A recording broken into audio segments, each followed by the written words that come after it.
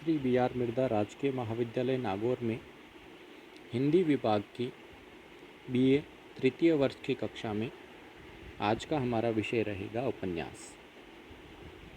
सबसे पहले बात करते हैं उपन्यास की परिभाषा। हिंदी के प्रख्यात इतिहासकार और आलोचक डॉक्टर श्याम सुंदर दास उपन्यास को परिभाषित करते हुए लिखते हैं, उपन्यास मनुष्य के वास्तविक जीवन की काल्पनिक कथा है। इसका अर्थ यह है कि उपन्यास मानव जीवन से संबंधित है और उसमें सच्चाई है, लेकिन कथा काल्पनिक है। उपन्यास के पात्र काल्पनिक हो सकते हैं, उपन्यास की घटनाएं काल्पनिक हो सकती है, लेकिन उन पात्रों और घटनाओं को वास्तविक जीवन से लिया जाएगा।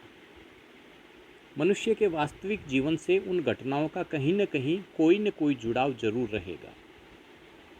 इसीलिए श्याम सुंदर दास की एक पंक्ति की उपयुक्त परिभाषा कि उपन्यास मनुष्य के वास्तविक जीवन की काल्पनिक कथा है। हिंदी साहित्य में उपन्यास सम्राट मुंशी प्रेमचंद लिखते हैं, मैं उपन्यास को मानव चरित्र का चित्र मानता हूँ। मानव चरित्र पर प्रकाश डालना और उसके रहस्य को खोलना ही उपन्यास का मूल तत्व है। इस परिभाषा में भी वही बात कि उपन्यास मानव चरित्र का चित्र है।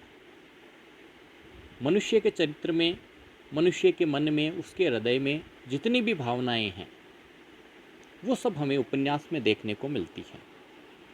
मानवीय भावों के रहस्यों को परत दर परत उपन्यास खोलता है। बात हिंदी के प्रथम उपन्यास की। आचार्य रामचंद्र शुक्ल ये मानते हैं कि सन 1882 में लाला श्रीनिवास दास ने परीक्षा गुरु की रचना की और परीक्षा गुरु ही हिंदी का पहला उपन्यास है। हजारी प्रसाद द्विवेदी भारतेंदु के पूर्ण प्रकाश एवं चंद्रप्रभा को हिंदी का पहला उपन्यास मानते हैं। इस बारे में ये बात ध्यान रखने योग्य है कि यह उपन्यास अपूर्ण था। श्री कृष्णलाल के अनुसार सन 1891 में देवकी नंदन खत्री ने चंद्रकांता की रचना की, जो हिंदी का पहला उपन्यास है। चंद्रकांता के बारे में कई विद्वानों का, साहित्यकारों का ये मानना है कि इसमें अति मानवीय, अमानवीय घटनाओं की प्रधानता है, इसमें चमत्कार की प्रधानता है और आधुनिक उपन्यास की कसौटी पर यह पूर्ण रूप से खरा नहीं उतरता। हालांकि हिंदी उपन्यास के शुरुआती दौर में जितनी प्रसिद्धि चंद्रकांता को मिली, उतनी प्रसिद्धि हिंदी सहित विश्व इतिहास में शायद ही कभी किसी रचना को मिली हुई हो। कुछ अन्य विद्वान मानते हैं कि श्रद्धाराम फुल्लोरी का भाग्यवती हिंदी का पहला उपन्यास है।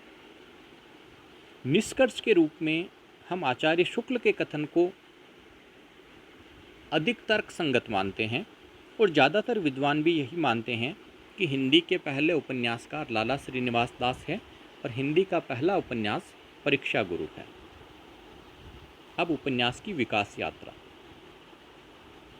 उपन्यास की विकास यात्रा को 3 भागों में बांटा गया: पूर्व प्रेमचंद युग और प्रेमचंदोत्तर युग। यहाँ ध्यान देने योग्य बात है कि तीनों ही कालों का नामकरण प्रेमचंद के नाम से हुआ है। मुंशी प्रेमचंद हिंदी के उपन्यास सम्राट, और उनका प्रभाव हिंदी उपन्यास विधा पर इतना अधिक रहा कि वो एक युग प्रवर्तक बन गए। उनसे पहले की रचनाओं को पूर्व प्रेमचंद युग की रचनाओं में शामिल किया गया और उनके बाद प्रेमचंदोत्तर युग। सबसे पहले बात करते हैं सन 1850 से शुरू हुए पूर्व प्रेमचंद युग की। इस युग में घटना प्रधान उपन्यासों के 2 वर्ग थे। पहला शुद्ध मनोरंजन प्रधान। इनमें तिलिस्मी, अय्यारी और जासूसी उपन्यास आते थे।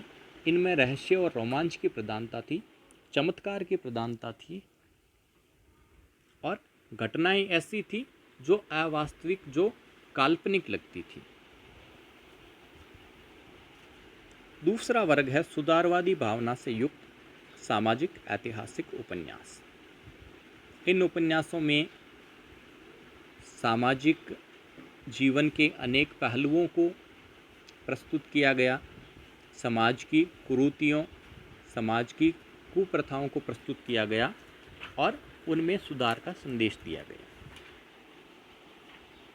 इस युग के प्रमुख उपन्यासकारों में, जैसा हम बात कर चुके हैं, लाला श्रीनिवास दास जिन्होंने परीक्षा गुरु लिखा, श्रद्धाराम फिल्लोरी 1877 में भाग्यवती की रचना की। इनके साथ बालकृष्ण भट्ट ने नूतन ब्रह्मचारी और 100 अजान एक सुजान उपन्यास लिखा। राधा कृष्ण दास का निस्सहाय हिंदू, ठाकुर जगमोहन सिंह का श्यामा स्वप्न। इसमें काव्यात्मक रूप में प्रकृति को प्रधान मानते हुए मानवीय भाव को अभिव्यक्त किया गया है। भारतेंदु का पूर्ण प्रकाश और चंद्रप्रभा, ये उपन्यास अपूर्ण रहे थे। किशोरीलाल गोस्वामी ने इस युग में खूब सारे उपन्यासों की रचना की, जिनमें प्रमुख हैं जासूसी उपन्यास जिंदे की तलाश, लीलावती, याकूत तख्ती और तिलिस्मी शीश महल। तिलिस्मी शीश महल जासूसी भी है और तिलिस्मी भी है। सामाजिक उपन्यासों में लवंग लता या आदर्श बाला और कुसुम कुमारी। ऐतिहासिक उपन्यासों में तारा, कनक कुसुम, सुल्ताना रजिया बेगम, हृदय हारिणी और लखनऊ की कब्र। देवकीनंदन खत्री इस युग के एक प्रमुख उपन्यासकार थे। इन्होंने मुख्य रूप से तिलिस्मी उपन्यासों की रचना की, जिनमें सबसे प्रसिद्ध है चंद्रकांता। चंद्रकांता के साथ इन्होंने नरेंद्र मोहिनी, भूतनाथ, नौलखा हार, काजल की कोठरी, गुप्त गोदना आदि उपन्यासों की रचना की। गोपाल राम गहमरी जासूसी उपन्यासों के लिए प्रसिद्ध रहे। आपके प्रमुख उपन्यास हैं अद्भुत लाश, गुप्तचर, सरकटी लाश, जासूस की भूल, जासूस पर जासूसी, जासूस चक्कर आदि। हरिकृष्ण जौहर ने भी जासूसी उपन्यासों के क्षेत्र में डाकू और छाती का छुरा लिखा। लज्जाराम मेहता ने भारतीय संस्कृति को आधार बनाते हुए हिंदू गृहस्थ, आदर्श दंपति, स्वतंत्र रमा, परतंत्र लक्ष्मी, धूर्त रसिक लाल, बिगड़े का सुधार आदि उपन्यास लिखे। ब्रजनंदन सहाय के प्रमुख उपन्यास हैं लाल चीन, अरण्यबाला, विस्मृत सम्राट, सौंदर्योपासक। अयोध्या सिंह उपाध्याय जो द्विवेदी युग के कवि माने जाते हैं, लेकिन उपन्यास के क्षेत्र में बात करें तो ये प्रेमचंद से पूर्व हुए थे, इसलिए इन्हें पूर्व प्रेमचंद युग में शामिल किया गया। इनके प्रमुख उपन्यास हैं वेनिस का बांका जो अनुवादित है। इसके अलावा ठेठ हिंदी का ठाठ और अधकिला फूल। पूर्व प्रेमचंद युग के बाद में हिंदी साहित्य, हिंदी उपन्यास के क्षेत्र में ऐसी शख्सियत का उदय हुआ जिनके नाम पर पूरे के पूरे उपन्यास के युगों को बांटा गया। मुंशी प्रेमचंद 1916 में आपने लेखन की शुरुआत की और हिंदी उपन्यास को एक नई दिशा प्रदान की। प्रेमचंद युगीन उपन्यास और उनकी प्रवृत्तियों के बारे में हम कल अध्ययन करेंगे।